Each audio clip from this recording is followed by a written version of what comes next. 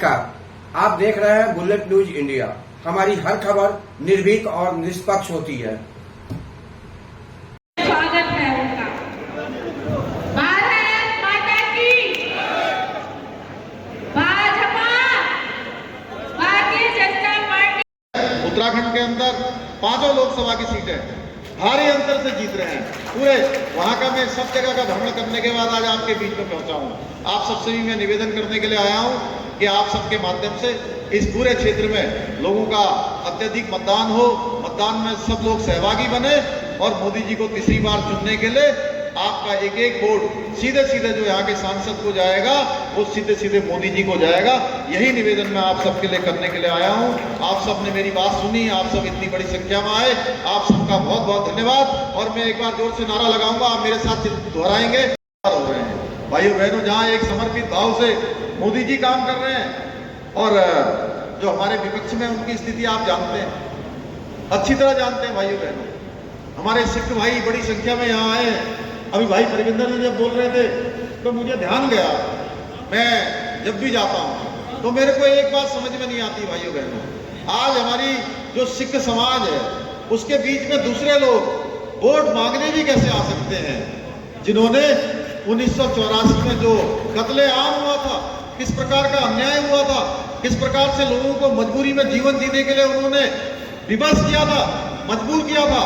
आखिर उनसे जवाब पूछना चाहिए कि इतने सालों तक जिनके साथ आप गठबंधन में रहे, इतने सालों तक सरकार में रहे, आपने उनको सजा देने का काम क्यों नहीं किया? भाइयों बहनों, वो नहीं कर सकते थे क्योंकि उन्होंने तुष्टीकरण की राजनीति को अपनाया है। इसी प्रकार से करतारपुर कॉरिडोर, जहां दर्शन करने के लिए जाते थे भाइयों बहनों, कितनी मुश्किल होती थी और दर्शन भी नहीं कर पाते थे, वहां पर करतारपुर कॉरिडोर बनाने का काम भी प्रधानमंत्री मोदी जी ने किया है। अभी परविंदर जी कह रहे थे यहाँ पर कि 1.25 लाख से 1 लड़ाऊं, चिड़ियों से मैं बात बढ़ाऊं, गुरु गोविंद सिंह में नाम कहाऊं।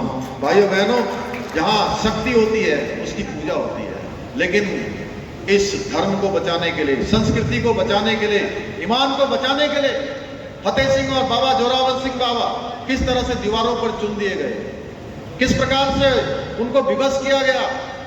छोटे छोटे बच्चों को उस उम्र में कैसे उनके ऊपर यातनाएं दी गई, उनके मुंह से निकला कि हम रुक नहीं सकते, हम झुक नहीं सकते, हम ईमान के सच्चे, हम धर्म के सच्चे, हम गुरु गोविंद सिंह के बच्चे। भाइयों बहनों, उनके इतिहास को भी देश के सामने रखा नहीं गया, दुनिया के सामने नहीं रखा गया। देखिए, मोदी जी ने वीर बाल दिवस पूरे देश के अंदर मनाने की घोषणा करी। भाइयों बहनों, ऐसा इतिहास जो हमारा धर्म और संस्कृति के लिए जिन्होंने कुर्बान अपने को कर दिया, क्या पूरे देश के लोगों को बताया नहीं जाना चाहिए? पूरी दुनिया के लोगों को बताया नहीं जाना चाहिए? आखिर क्यों नहीं बताया गया? ये प्रश्न मेरा नहीं है कि मैं यहां बोल रहा हूं, ये प्रश्न हम सबका है और इसका उत्तर भी हम सबको मिलकर खोजना होगा। हम सब लोग अगर मिलकर उत्तर खोजेंगे तो जरूर पता लगेगा कि आखिर गुरु तेग बहादुर जी का प्रकाश पर्व आज ही क्यों मनाया जा रहा है, आज ही पूरे भारत सरकार क्यों धूमधाम से मना रही है। गुरु नानक देव जी का हो, गुरु गोविंद सिंह जी का हो, हमारे 10वें गुरुओं का हो, किस प्रकार से आज हर जगह पर सम्मान हो रहा है, धर्म का भी सम्मान हो रहा है, विरासत को भी बढ़ाया जा रहा है, संस्कृति को भी बढ़ाया जा रहा है। वहीं विपक्ष हमेशा सनातन की बात होती है तो सनातन को भी कोसने का काम करते हैं। भाइयों बहनों, कहते हैं ये सनातन धर्म कीड़े मकोड़ों की तरह है, मलेरिया, मच्छर, वायरल फीवर है। और गठबंधन के लोग कहते रहते हैं, लेकिन एक भी नहीं आता। अखिलेश जी भी कभी कुछ नहीं कहते, राहुल जी भी कुछ नहीं कहते, कोई नेता नहीं बोलता है कि नहीं नहीं भाई ये गलत बात बोल रहे हैं। सब लोग मौन रहकर समर्थन करते हैं। आखिर कौन इनको जवाब देगा? भाइयों बहनों, एक समय था जब 2014 से पहले देश के अंदर कांग्रेस की गठबंधन की सरकार होती थी, कांग्रेस की सरकार, यूपीए की सरकार, उसमें घोटालों का अंबार लगा रहता था। हर दिन नए घोटाले सामने आते थे। पिछले 10 सालों में एक भी घोटाला मोदी जी के समय में नहीं हुआ है भाइयों बहनों, क्योंकि मोदी जी ने कहा न मैं खाऊंगा न किसी को खाने दूंगा। यूपी में सपा के राज में सत्ताधारी जो नेतागण होते थे, उनको किस प्रकार का संरक्षण मिलता था, किस तरह का माफिया राज था, ये हम सभी को याद होगा। यहाँ पर व्यापारी वर्ग भी मौजूद होंगे, आपको याद होगा किस तरह से सपा के राज में वसूली गैंग काम करता था, किस प्रकार से लोगों से वसूली की जाती थी भाइयों बहनों। पर आज आदरणीय योगी जी के सरकार में आने के बाद सारे गुंडे माफिया या तो जेल में बंद हैं या प्रदेश के बाहर चले गए हैं या कहीं और चले गए हैं। उनके साथ किस प्रकार से निपटने का काम हो रहा है, यह आप लोग भली भांति जानते हैं। यहाँ पर सैनिक भी मौजूद होंगे, आपको याद होगा सैनिकों ने लंबे समय तक, कई दशकों तक ये संघर्ष किया कि देश में 1 रैंक 1 पेंशन लागू हो जाए, लेकिन उनको भी धोखा देने का काम किया। मोदी जी ने इस पीड़ा को भी समझा और 1 रैंक 1 पेंशन को लागू किया। भाइयों बहनों, आज पूरा देश, पूरा विश्व जो भारत की शक्ति है, भारत का सामर्थ्य है, उसको देख रही है, उससे परिचित हो चुकी है। इसका परिणाम है कोई भी दुश्मन अब हमें आंख दिखाने की हिम्मत नहीं करता है। आज देश की सुरक्षा में लगे हुए सैनिकों को हर प्रकार से छूट मिली हुई है। उनको अच्छे अच्छे हथियार मिल रहे हैं, अच्छे उपकरण मिल रहे हैं, अच्छे उनके जैकेट मिल रहे हैं, अच्छे बूट मिल रहे हैं भाइयों बहनों। इसलिए आज सेना का हौसला बुलंद है। भाइयों बहनों, पहले हमारे देश के अंदर दवाओं और टीकों के लिए अमेरिका और यूरोप के देशों पर निर्भर रहना पड़ता था। कोई टीका भारत में नहीं बनता था और बनता भी था तो उसे बनाने में कई साल लग जाते थे। एक बार पोलियो आया था, जो बड़े बुजुर्ग होंगे उनको भली बात याद होगा कि पोलियो की दवा आने में 15 साल से भी ज्यादा का समय लग गया। और मोदी जी के समय में कोरोना आया भाइयों बहनों, तो कोरोना की जो वैक्सीन है, उस वैक्सीन को लाने में 6 महीने से भी ज्यादा का समय नहीं लगा। एक नहीं, 2-2 स्वदेशी वैक्सीन मोदी जी के नेतृत्व में बनाई गई। भाइयों बहनों, ऐसे अनेकों काम मोदी जी के नेतृत्व में आज देश के अंदर हो रहे हैं। आज तेजी से आगे बढ़ रहा है और मोदी जी कहते हैं मैं भ्रष्टाचार नहीं होने दूंगा, मैं परिवारवाद नहीं होने दूंगा, मैं तुष्टीकरण नहीं होने दूंगा। और जो एनडीए गठबंधन है, इसके लोग कहते हैं कि हम परिवारवाद को आगे बढ़ाएंगे, परिवारवादी लोगों को पोषित करेंगे, अपनी पार्टियों का हमें अस्तित्व बचाना है, भ्रष्टाचारियों को बचाना है और मोदी जी को हटाना है, क्योंकि मोदी जी हमारे लिए बहुत बड़ा रास्ते के कांटे बन गए हैं। इनकी लड़ाई सरकार बनाने की नहीं है। आज सबको पता है, पूरे देश में अगर कहीं भी जाइए, आप लोग अगर पूछेंगे पूरब से लेकर पश्चिम तक, उत्तर से लेकर दक्षिण तक, कश्मीर से लेकर कन्याकुमारी तक, हर जगह लोग कहेंगे कि सरकार तो मोदी जी की बनने वाली है, सरकार तो भारतीय जनता पार्टी और एनडीए की बनने वाली है। और मैं पीलीभीत में भी पिछले 3-4 दिनों से मैं खटीमा में हूँ, मैं लोगों से बात कर रहा हूँ, तो लोग कह रहे हैं कि पीलीभीत में सांसद में तो जतिन प्रसाद ही जीतने वाले हैं, मोदी जी को ही हम लोग वोट देने वाले हैं। तो भाइयों बहनों, इसमें ये कोई प्रश्न नहीं है। हम सबके एक एक वोट की कीमत है। एक एक वोट हमको एक भ्रष्टाचार पर, परिवारवाद पर, तुष्टीकरण पर गहरी चोट करेगा। इसलिए मैं आप सबसे निवेदन करने के लिए आया हूं, क्योंकि पहले चरण में मतदान है। आपके बगल से कोई नेता नहीं बोलता है कि नहीं नहीं भाई ये गलत बात बोल रहे हैं। सब लोग मौन रहकर समर्थन करते हैं। आखिर कौन इनको जवाब देगा?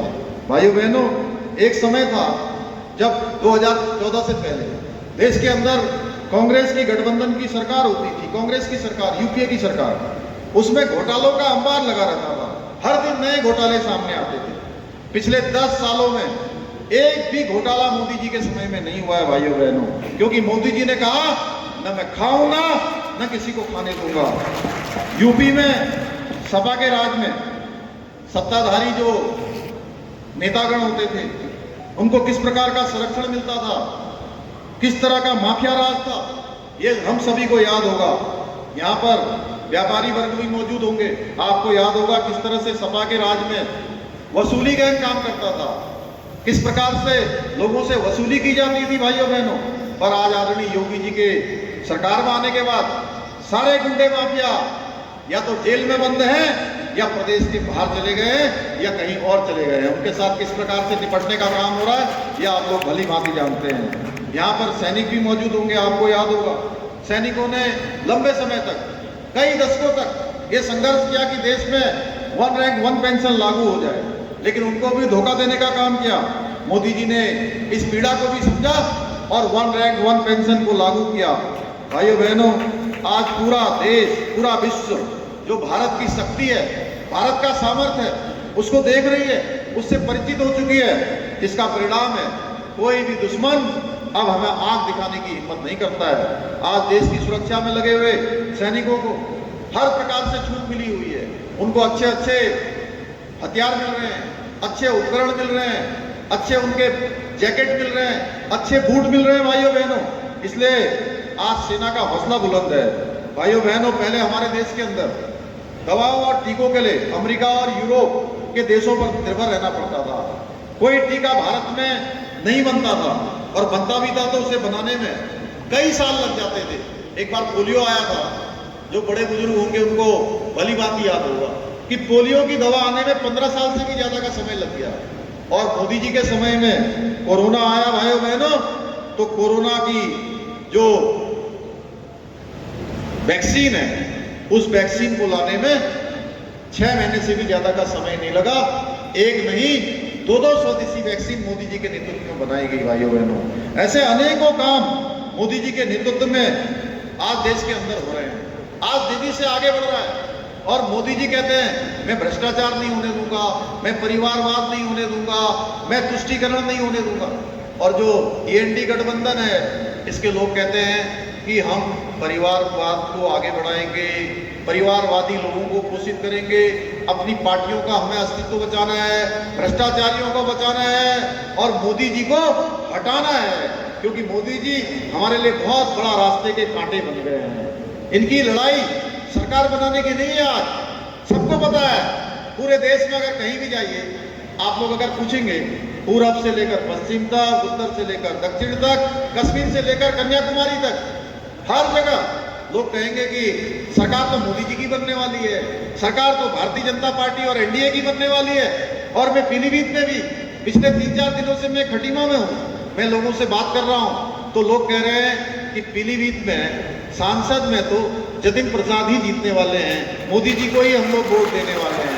तो भाइयों बहनों, इसमें ये कोई प्रश्न नहीं है।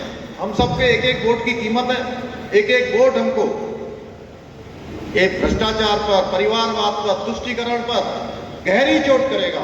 इसलिए मैं आप सबसे निवेदन करने के लिए आया हूं, क्योंकि पहले चरण में मतदान है। आपके बगल से अंतर दोनों में किस तरह फायदेमंद है? आज के संकल्प पत्र में जहाँ देश के हर वर्ग की सुरक्षा की चिंता, हर वर्ग के विकास की चिंता, हर वर्ग के उत्थान की चिंता की गई, भारत की गारंटी को आगे बढ़ाने का है, मातृशक्ति के उत्थान का है, नौजवानों के आगे बढ़ने का है, किसानों की समृद्धि का है।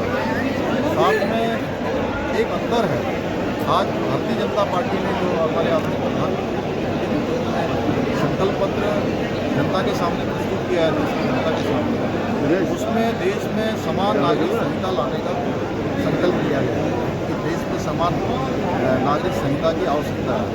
वहीं कांग्रेस पार्टी का जो संकल्प पत्र, जो उनका घोषणा पत्र जारी हुआ था, उसमें उन्होंने मुस्लिम पर्सनल लॉ को लागू करने की बात की। ये अंतर है, एक तरफ देश समान नागरिक संहिता की ओर जा रहा है, एक भारत श्रेष्ठ भारत हो रहा है, मोदी जी आज पूरे देश को जोड़ने की बात कर रहे हैं। ये अभी भी कांग्रेस पार्टी पूरी तरह से तुष्टीकरण की बात कर रही है, केवल वोट बैंक की बात कर रही है। इनका जो गठबंधन भी बना है, वो गठबंधन अपने परिवारों को और अपनी पार्टियों के अस्तित्व को बचाने के लिए बना हुआ है। लेकिन देश की जनता भली भांति जानती है कि कौन देश को आगे ले जा रहा है, मोदी जी के नेतृत्व में देश कितना आगे जा रहा है। इसलिए जनता ने तय कर लिया है। सब जगह इस समय थोड़ा लोगों में जोश है, लोग मतदान की प्रतीक्षा कर रहे हैं कि मतदान का दिवस आए और हम लोग मोदी जी को दूसरी बार प्रधानमंत्री बनाने के लिए वोट करते हैं। उत्तराखंड के बारे में बताएंगे। आप देख रहे थे बुलेट न्यूज इंडिया। जल्द मुलाकात होगी अगली खबर में। आपने हमारे चैनल को सब्सक्राइब नहीं किया तो शीघ्र ही हमारे चैनल को सब्सक्राइब करें, लाइक करें और साथ में एक प्यारा सा कमेंट लिखें। हमारा यह चैनल आपको कैसा लगा, अपने कमेंट के माध्यम से मुझे यह भी बताएं, और कोई अच्छी सुझाव हो तो ये भी अवश्य दें। तब तक के लिए नमस्कार।